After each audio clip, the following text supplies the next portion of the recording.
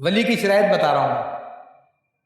ولی کی شرائط دوسری شرط یہ کہ وَكَانُوا يَتَّقُونَ، وہ تقوی اختیار کرتے تھے.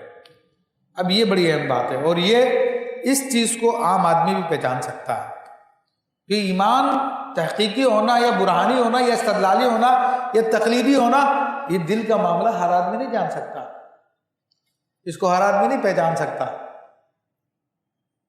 لیکن اس کو پہچان سکتا ہے کہ جس کے بارے میں ہم ولایت کا دعویٰ کر رہے ہیں، جس کو ہم اللہ کا ولی قرار دے رہے ہیں، کیا وہ واقعی اللہ کا ولی ہے یا نہیں ہے، وہ تقوی والا ہے یا نہیں ہے.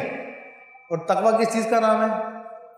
حضرت عمر فاروق رضی اللہ تعالیٰ عنہ نے جب سیدنا کعب احبار رضی اللہ تعالیٰ عنہ سے پوچھا اے کعب تقوی کیا ہے، تو فرمایا کہ حضور کیا کسی آپ کا ایسے راستے سے گزر ہوا جہاں پہ ارد گرد کانٹے دار جھاڑیاں ہوں؟ آپ نے فرمایا ہاں. کہا کیسے چلتے ہیں اس میں سے؟ کہا ایسے چلتے ہیں کپڑوں کو سمیٹ لیتے ہیں اور بچا لیتے ہیں، کہیں کوئی کپڑے کا کوئی حصہ کسی کانٹے میں نہ پھنس جائے.